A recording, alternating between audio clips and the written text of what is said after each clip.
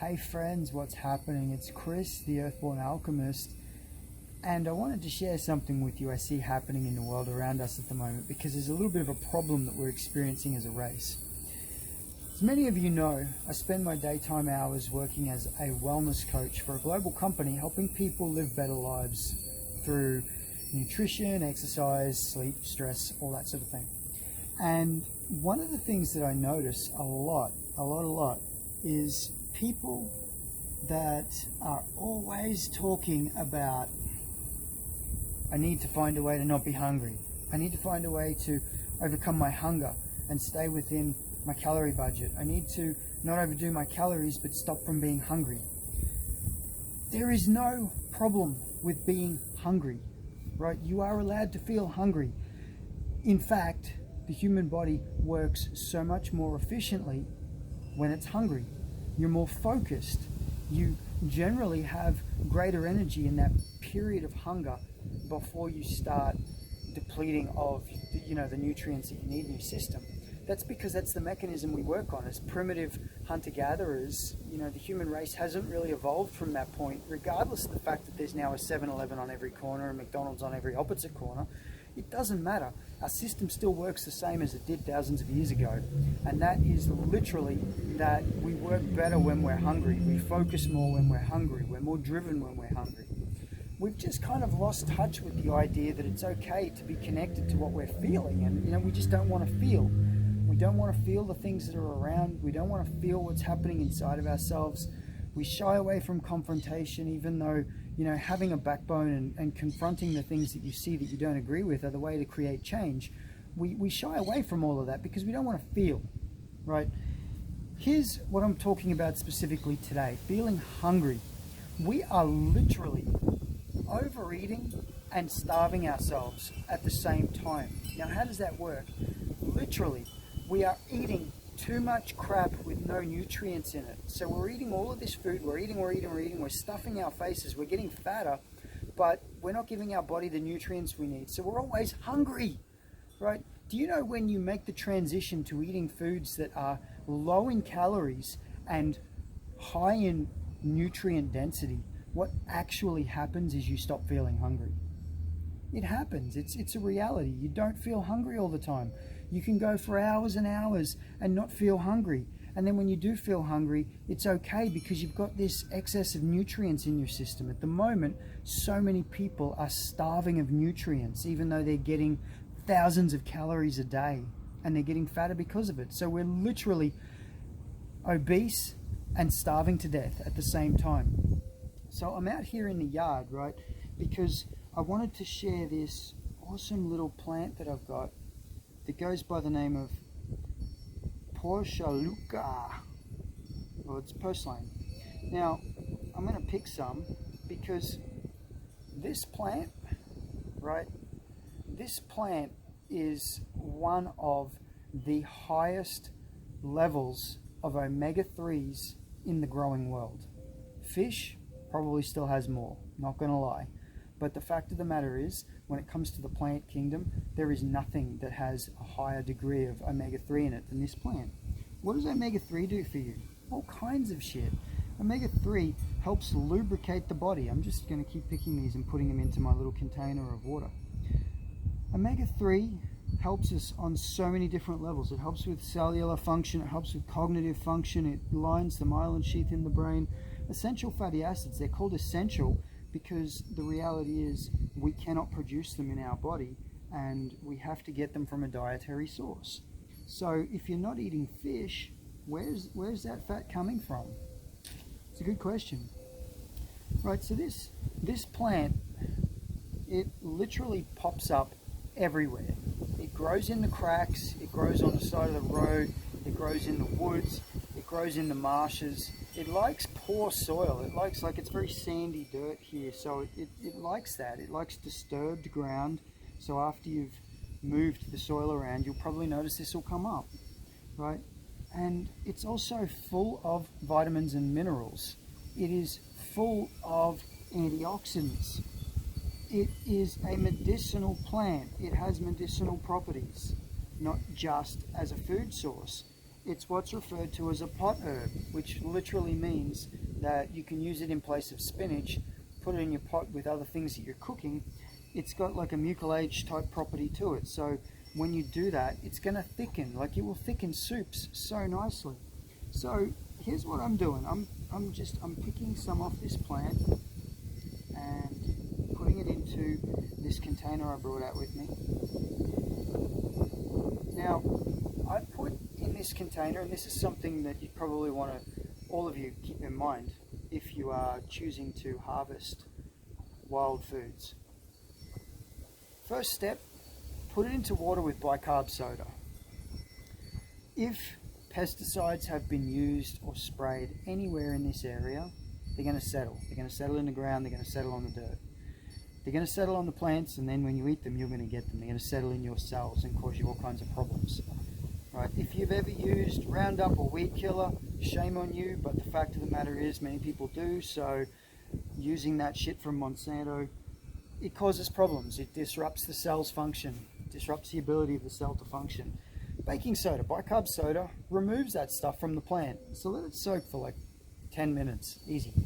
We then take it inside and we wash it. Like, I'm not gonna lie, this is a yard and I have dogs that like to go to the bathroom out here. I do not want to give myself E. coli because I have decided to eat plants that grow in my yard. So make sure you wash this shit thoroughly. Like, get any contaminants and bacteria off it. Very cool. All right, let's go inside and let's finish. All right, friends, it has been about 5-10 minutes, so I'm going to drain that, and then I'm just going to rinse it.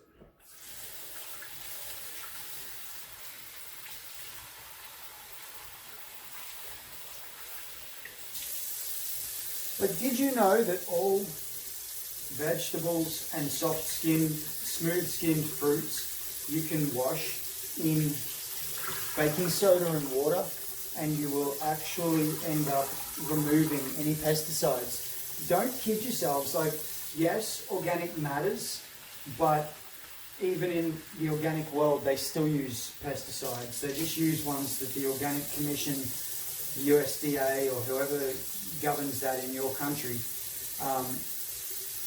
they have like a list of pesticides that they consider safe for organic farms. So they still use them. And depending on where you are in the world, those standards vary. So the rule is simple. You don't want to be eating pesticide. You don't want to be eating chemicals, right? And if you can avoid that, very cool. Avoid it. Because, like I said outside, these pesticides, they seriously disrupt cellular function. You know, on so many different levels, they disrupt cellular function. Make sure if you've picked wild that you are thoroughly washing, because you don't know what has shit on it or pest on it. You don't know, like, particularly purslane as an example. If you were in a survival situation, you know, I mean, I don't know how this would work unless it was kind of like an apocalyptic end of the world type scenario, but if you're beside a road, anything that's growing beside a road is going to have taken on a lot of carbon monoxide from car exhausts. So if you're harvesting your vegetable material from beside a road, really important to wash.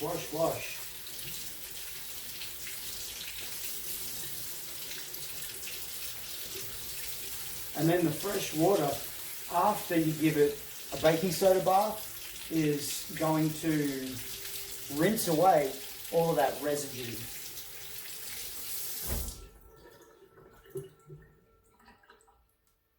All right. Look what we have here. Look at that. Isn't that just, doesn't it look good? It looks good to you, right? You're probably looking at that and me and going, who is this crazy fucker that's eating these plants that he just picked out of his back grass? This looks amazing.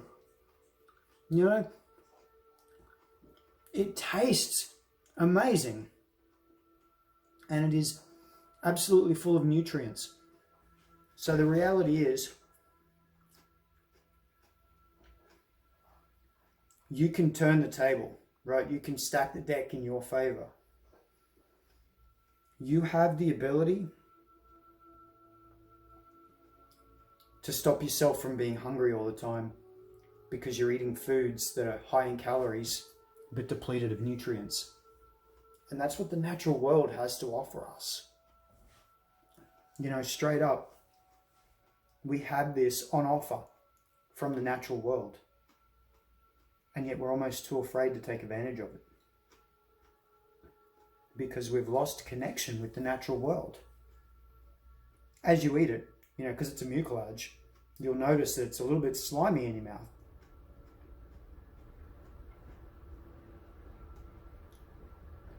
But it tastes amazing. It tastes fresh, it tastes clean, it tastes good. So do yourself a favor. Go and start learning how to identify things that grow. Because if it's coming up wild in the world around you, there's a good chance it's strong and it's loaded full of nutrients, right? And that's just a fact. Like, if you've bought it from a store, even if it's fruit and veg, there's a really good chance it's depleted of its nutrients. So, something to keep in mind. Learn to identify what's growing in the world around you. Learn to identify a couple of edible plants. Learn to identify a couple of medicinal plants. Start taking your power back, because as you do that, you have less reliance upon the system and what they tell you is acceptable. The more you know, the more empowered you become. You take your power back. And that's what we're doing here. Learning how to take what you need from the natural world. And when we do it sustainably like this, like you notice, I didn't take the whole plant. Like, this is enough for lunch, right? This amount of food, believe it or not, when it is nutrient dense, is enough for my lunch, literally. Any more than that, and I'm overeating. It's not necessary, right? You learning how to find the things that you need from nature. And then I'm going to do a video very shortly, it will probably be my next video, on the energy exchange. Learning how to be okay with taking from nature, because you're energetically giving back in the process of taking, which is something we've lost with farming, it's something we've lost with machinery, it's something we've lost with mechanical aid. When you get out there and it's you and the natural world and connection between you, that's where the dance exchange happens. That's where you're literally dancing with nature and there's no imbalance anymore. Stay tuned. Friends, please go ahead and hit the subscribe button. Share this around. Let's start spreading the love. Thank you very much, and I will talk to you all soon.